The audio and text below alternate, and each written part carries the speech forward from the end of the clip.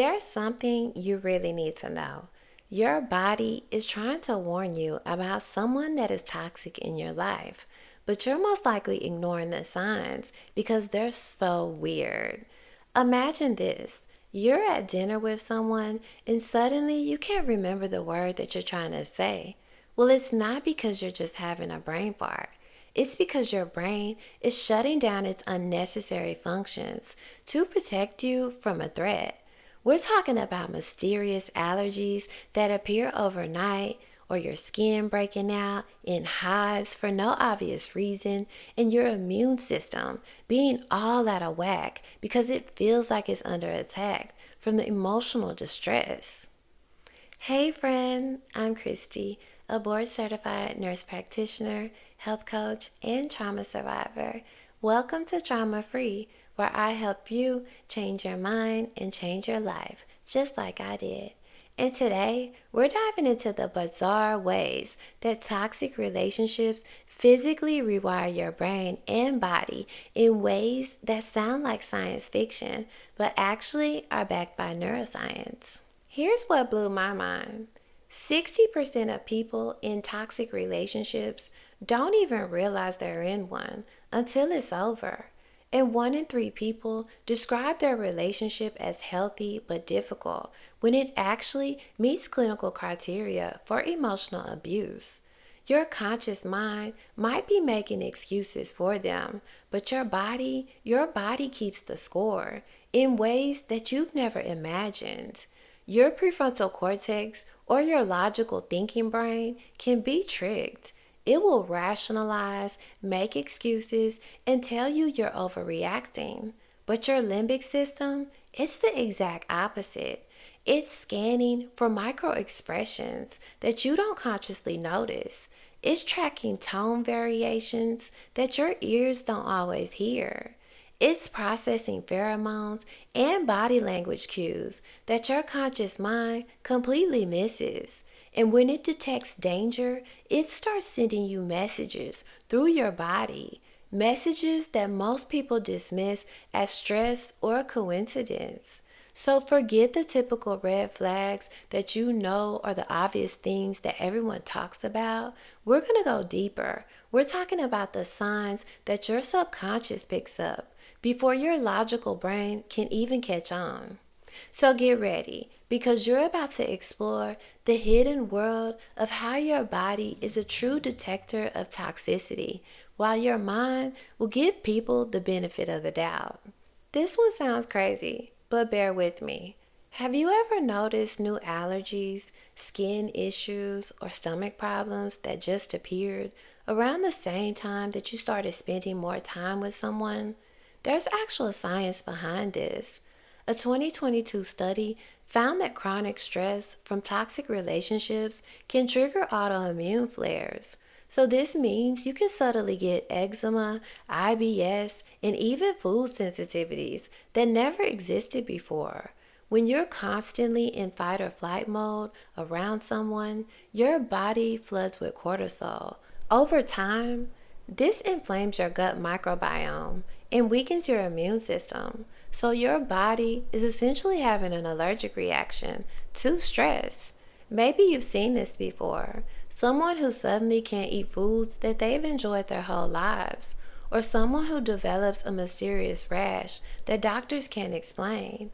And if they distance themselves from their chaotic relationships, then just like that, their symptoms disappear. This really shows how your body knows before your mind can even put it together. This one is so relatable for a lot of people. You're mid-conversation and suddenly your mind goes blank and you can't think of the word that you're wanting, or maybe you can't even remember what you were about to say, even though nothing happened to elicit this. But this isn't just stress.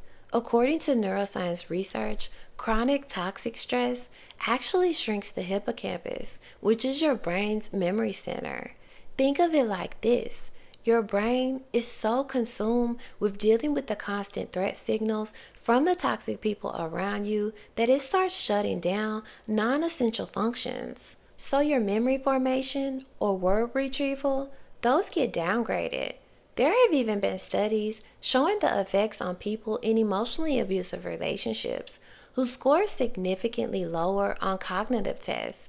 And unfortunately, these effects can last months after the relationship ends. So if you're suddenly feeling dumber around someone, that's probably not a coincidence. It's your brain protecting itself. Now, this one trips people up because we're taught that helpful people are good people. But there's a dark side to overhelping that most people miss. And it's one of the most subtle forms of control because it feels so good at first.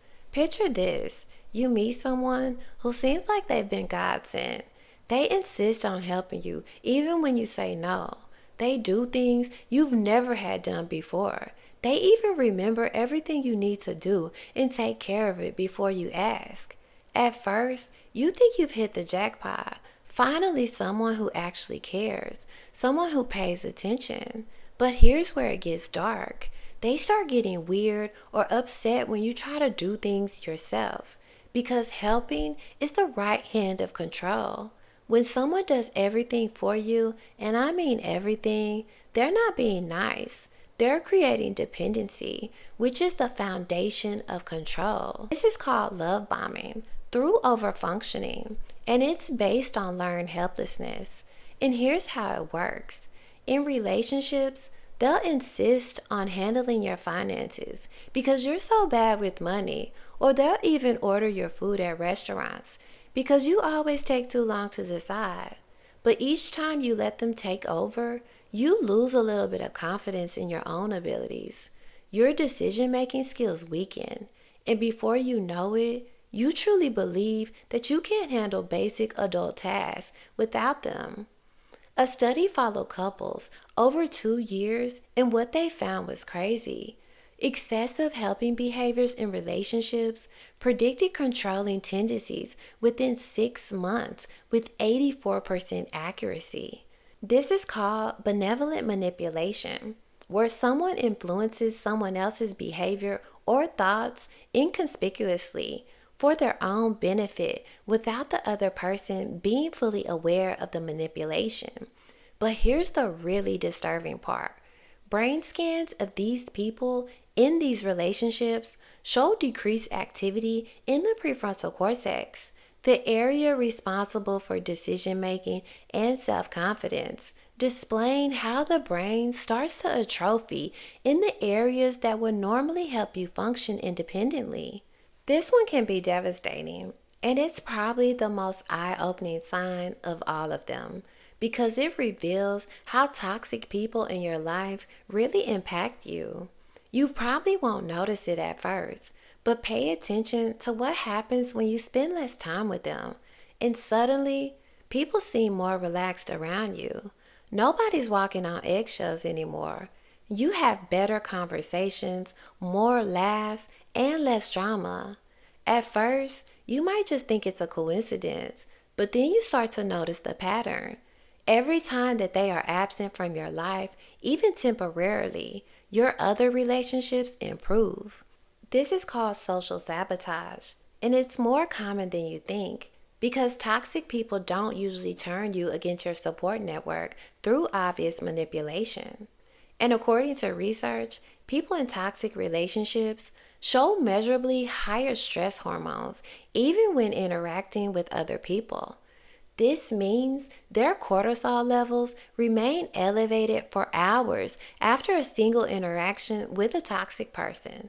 So you're carrying their toxic energy into every other interaction that you have. Your nervous system becomes so activated and so hypervigilant that you're unconsciously putting other people on the edge too. So people start to associate being around you with feeling stressed, even though they can't figure out why. A 2021 study tracked the social networks of people in various relationship types, and people in toxic relationships had 40% fewer social interactions, and their friends reported 60% higher stress levels during those interactions. Think about it. You're walking into every conversation already worked up. You're defensive and expecting conflict. Your body language is tense and you're half listening because part of your brain is still processing the last conversation you had. This creates a vicious cycle. As your other relationships become strained, you become more dependent on the toxic person. They become your primary source of social connection, which gives them even more power over you. But here's where it really gets intriguing. The moment that toxic person is out of the picture, your stress hormones, they start to go back to normal.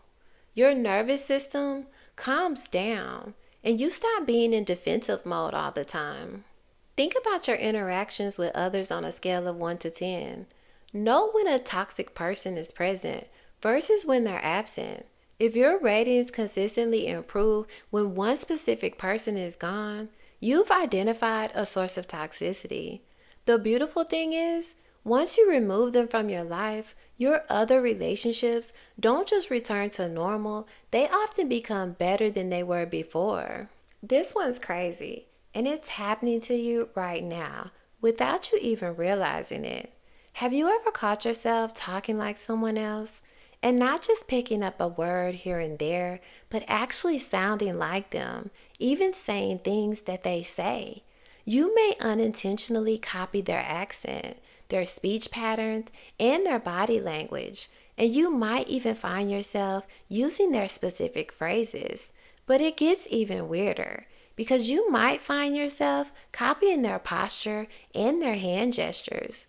This happens because of mirror neurons, which are specialized brain cells that fire both when you perform an action and when you see someone else doing it. These neurons are how babies learn to speak, how we develop empathy, and how we build social connections. In healthy relationships, mirroring is mutual and subtle. You might pick up each other's laugh or start using similar expressions. But in toxic relationships, the mirroring becomes extreme and one-sided because excessive mirroring can signal subconscious fear. When you're constantly adapting to someone's communication style, it often means that your limbic system is trying to avoid conflict or rejection by becoming a perfect copy of what they want to see. And studies show that people in high-stress relationships have hyperactive mirror neurons. So your brain is really working overtime to read and copy the other person's behavior because it's trying to predict and prevent negative reactions. This type of mirroring has been researched among cult groups, with studies showing that members often unconsciously adopt the leader's speech patterns, vocabulary, and even accents as a survival mechanism. Researchers call it linguistic accommodation under duress. In one documented case, a woman who grew up in Texas started speaking with a British accent after 6 months with a controlling partner from England. She had no idea she was doing it until a family member pointed it out. But it goes deeper than just speech because people report adopting their toxic partner's political views, religious beliefs, and even their phobias. Do you talk differently around some people? Do you find yourself using phrases or expressions? Do you notice your posture changing when they enter the room? If you said yes, your subconscious might be trying to tell you something that your conscious mind isn't ready for. This one's probably the least obvious because it happens so slowly. You don't ever notice, and by the time you do, you've lost touch with who you actually are. Maybe you used to love pop, but now you listen to their favorite kind of music. Or maybe you love to eat meat, but now you're a vegetarian because they are.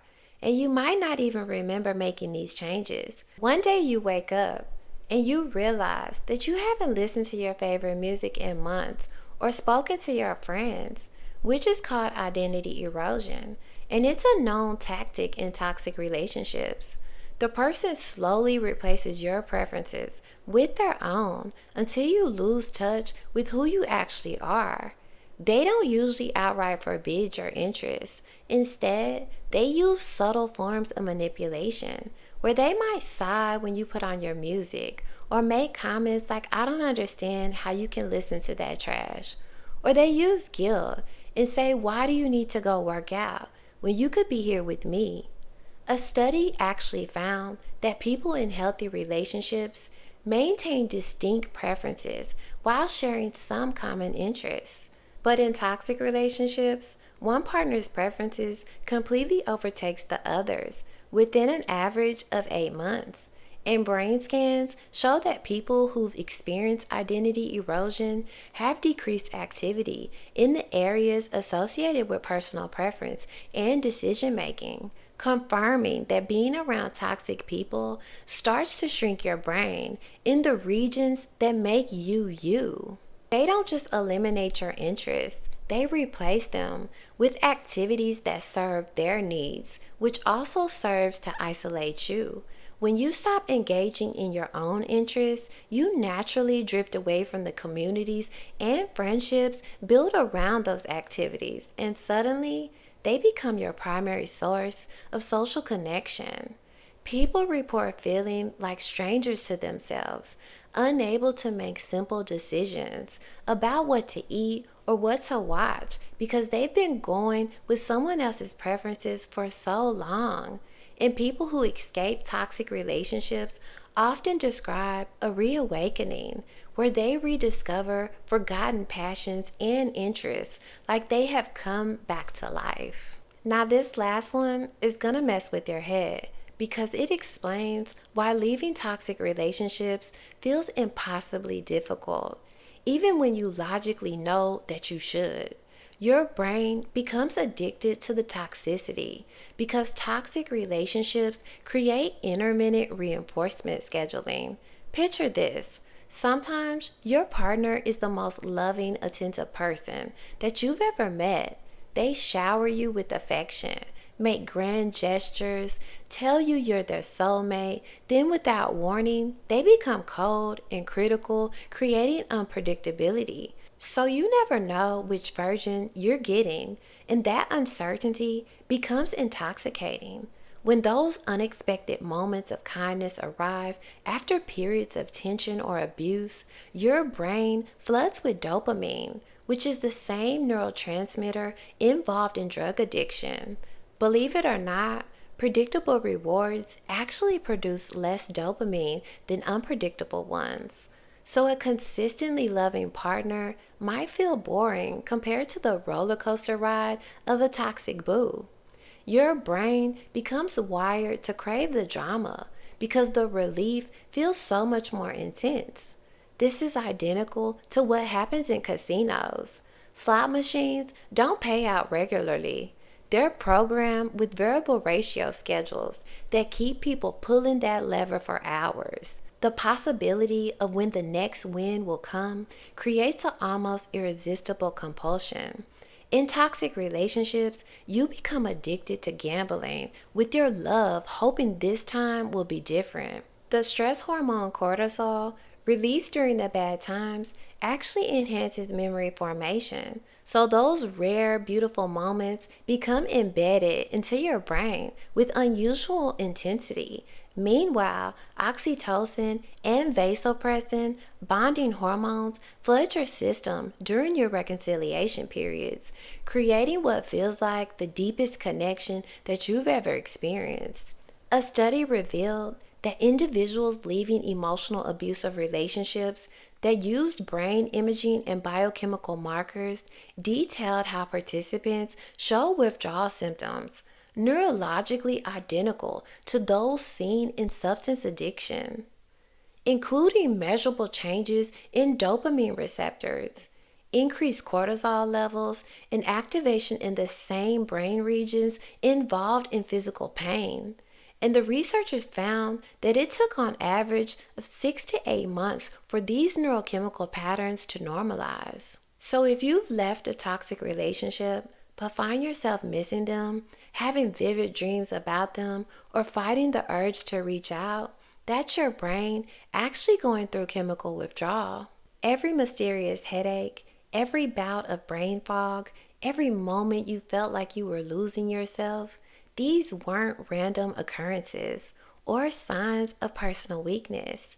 They were your body's way of trying to communicate what your conscious mind might have been too afraid or too conditioned to acknowledge. Your nervous system processes information 20,000 times faster than your conscious mind. While you're up in your head analyzing their words, making excuses, or trying to be fair, your body is already reading micro expressions, vocal tones, and energy patterns that signal danger. When you feel your shoulders tense as someone approaches, when your stomach drops during certain conversations, that's your body warning you. You deserve relationships that make you feel more like yourself, not less. You deserve connections that add to your life force rather than drain it. You deserve to be with people who celebrate your growth instead of undermining it. You also deserve relationships where conflict feels like two people working towards understanding, not one person trying to dominate or control. Your instincts aren't just smart, they're designed to keep you safe and help you thrive. So start trusting them. Start honoring what your body is telling you. Because at the end of the day, the relationship you have with yourself sets the tone for every other relationship in your life. So until next time, stay trauma free and take care.